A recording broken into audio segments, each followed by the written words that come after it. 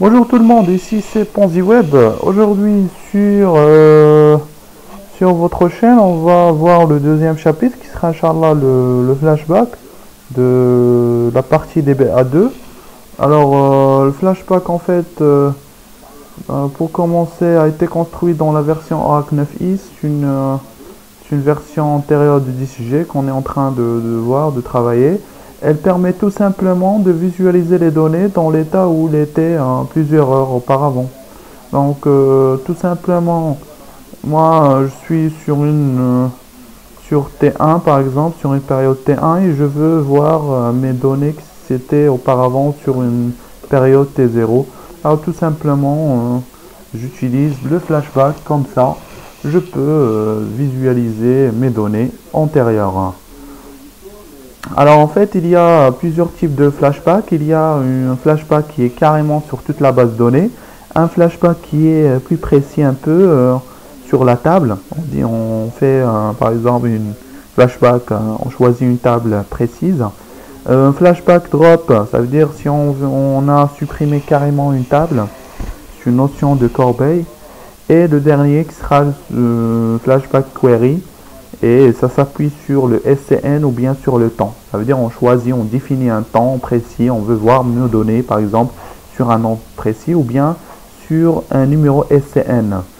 Le numéro SCN pour rappel, c'est le numéro que Oracle a introduit ou bien affecte à n'importe quelle transaction qui a été effectuée sur la base. Automatiquement un numéro s'attribue ou bien s'affecte à cette modification ou bien à cette transaction. Voilà. Alors je vais commencer. Alors la première des choses pour travailler avec le flashback, on doit l'activer tout simplement. Alors pour l'activer, il y a la première phase, on doit mettre la base de données en mode archivage. Deuxièmement, on doit mettre la base de données en mode Munch. À ce moment-là, on va travailler avec la commande alter database flashback et par la suite, on peut ouvrir à la fin notre base de données. Alors, je commence. Alors, je vais activer le flashback. Alors, première des choses, je vais mettre ma base de données en mode archivage. J'active l'archive log. Donc, vous pouvez voir comment activer le archivage sur mes sessions antérieures de DBA1.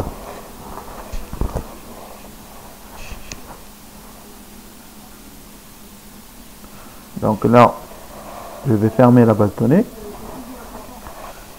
Je vais mettre en mode Munch.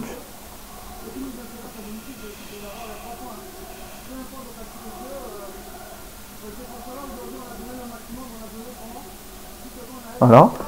Et là, alter database archive log.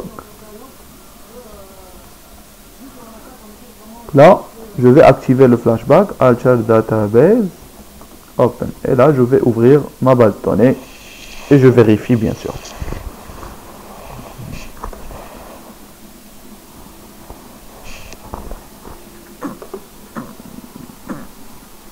Alors, rapidement, voilà.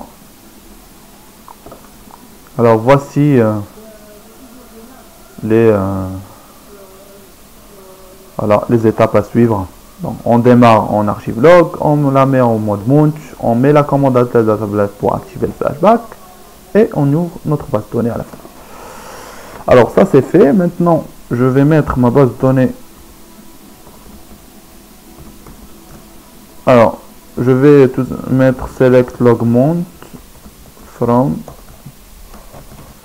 là pour vérifier que je suis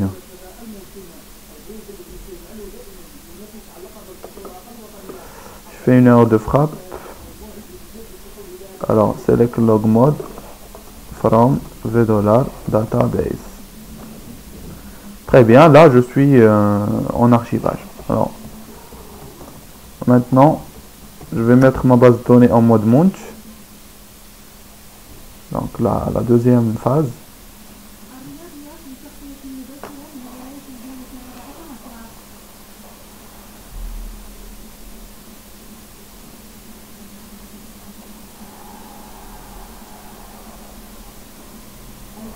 Donc là, je ferme la base de données.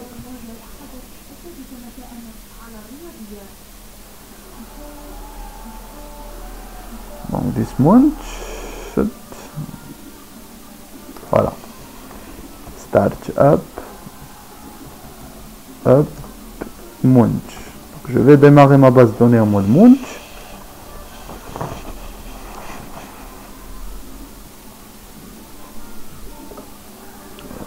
Pour gagner du temps, je vais faire un copier-coller, alter flashback on, database flashback.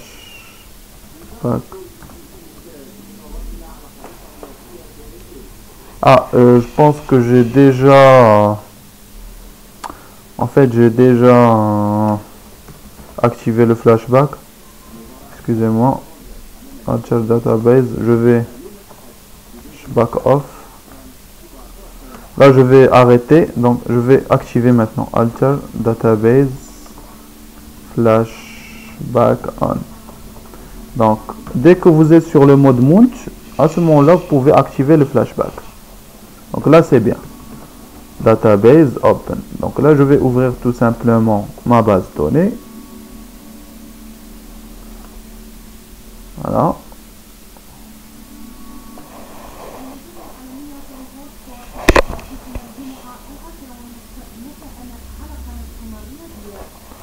Donc ça c'est juste, on est en train d'activer le flashback, on n'a rien fait de spécial.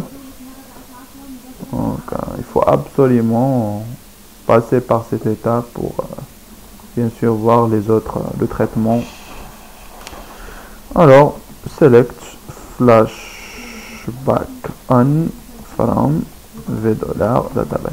Alors là je vais interroger ma vue $, database à partir d'un attribut flashback on. Comme ça je vais voir est-ce que je suis bien actif. Voilà, yes. Si vous avez yes, ça veut dire le flashback a été actif. Alors là maintenant on commence. On va créer une table de test, et à cette table on va commencer le premier traitement qui sera le flashback database. Voilà. Alors pour travailler avec le flashback database, les étapes à suivre: premièrement on note le SCN courant. Deuxièmement, mettre la BD en mode munch. Troisièmement, mettre la commande flash, je vais mettre entre guillemets, flashback database to SCN, et je mets le numéro de SCN courant, et à la fin alter database open reset locks. Alors premièrement, donc voilà, ce sont les phases de flashback à database. On note le SCN. Le SCN, celui-là, on va l'utiliser bien sûr sur cette commande.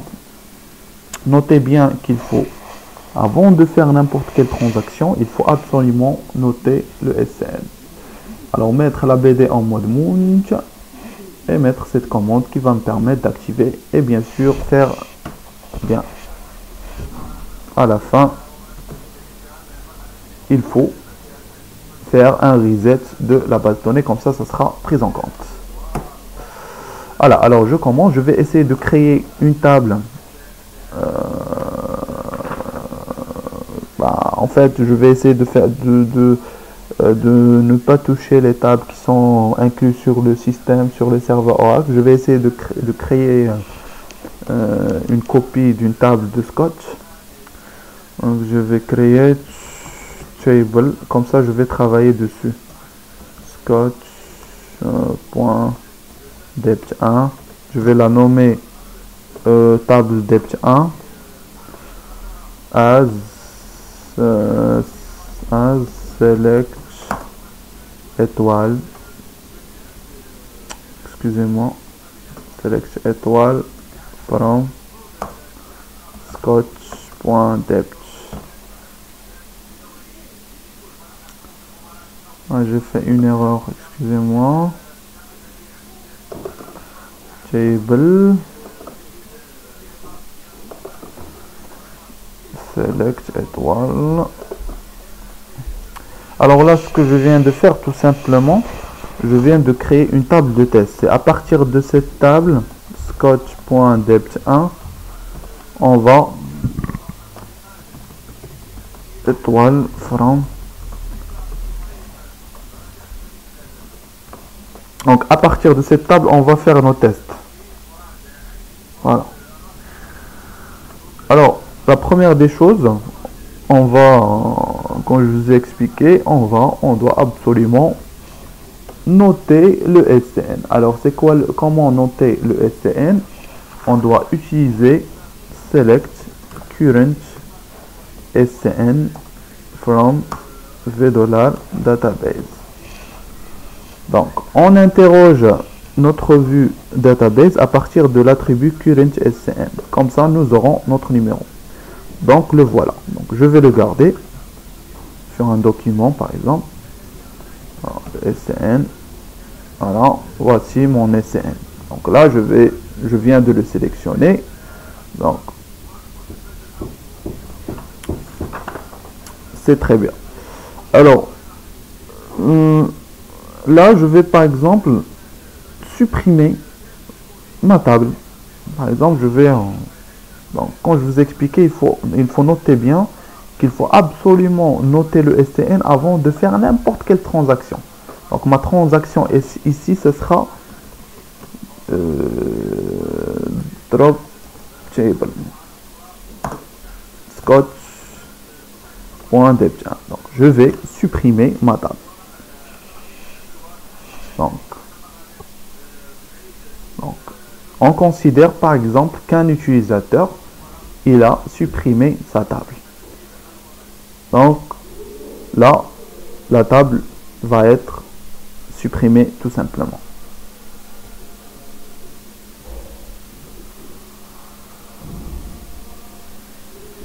Alors, je vais noter ça avant NP,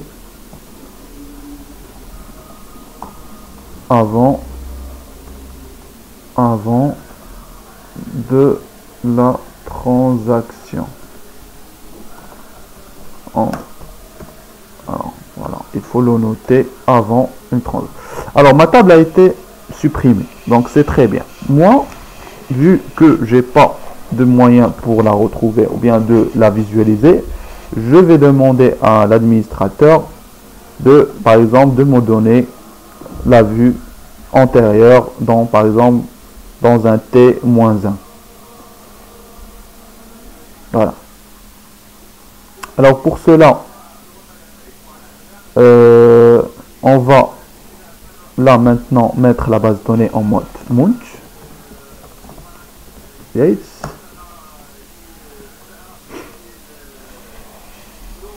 Voilà, la deuxième phase.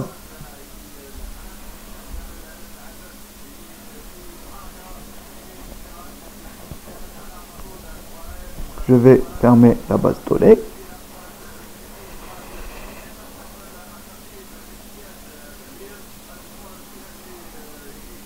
Alors, je vous ai pas montré, ou bien on n'a pas vérifié que notre base de données de notre table a été bien supprimée, mais bon, de toute façon, vu que nous avons ce message, ça signifie que la table a été supprimée. Donc, même si je vais lancer cette requête, j'aurai une erreur. Table or view do not exist. Alors, je vais démarrer en Munch. Donc, moi, la deuxième phase. Et on va. Voilà, maintenant, je vais flashback. Donc là, je commence le flashback database. Donc flashback database to SCN. Alors je note le numéro que j'ai déjà consulté, le numéro SCN courant. Je mets entrée. Donc là, Oracle il est en train de travailler. Mettre la base de données avec le SCN que j'ai déjà consulté.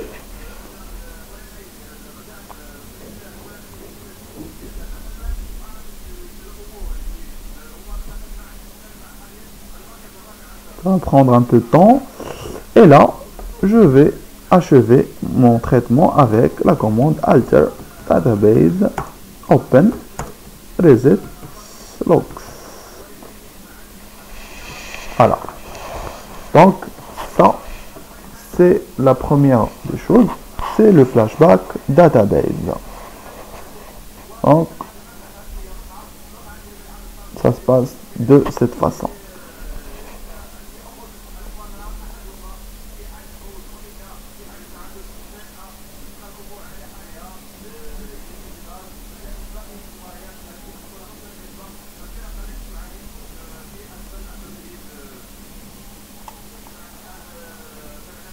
Ça va prendre un peu de temps, mais bon, on va attendre de toute façon.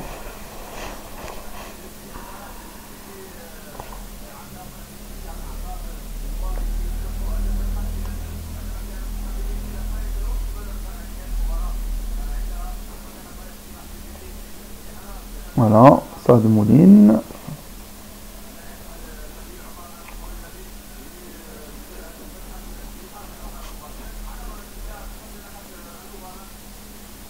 Voilà. Alors là, je vais vérifier est-ce que ma base de données elle est depth 1, elle existe ou non. Voilà, c'est parfait. Donc ma base de données, j'ai la possibilité de visualiser ma table que je viens de test que je viens de créer, même si je l'ai déjà droppé, même si je l'ai déjà supprimé. Voilà. Alors, c'était tout pour aujourd'hui. Je vais continuer avec vous la prochaine fois. On va voir, je vais essayer de découper ça parce que c'est un peu lent. On va voir le flashback drop, table et le query. Donc, ça sera, Inch'Allah, sur le prochain tuto. À ce moment-là, ou bien à ce jour-là, je vous dis bon courage et bonne chance sur le traitement de Oracle. C'était la chaîne Ponzi Web, Inch'Allah.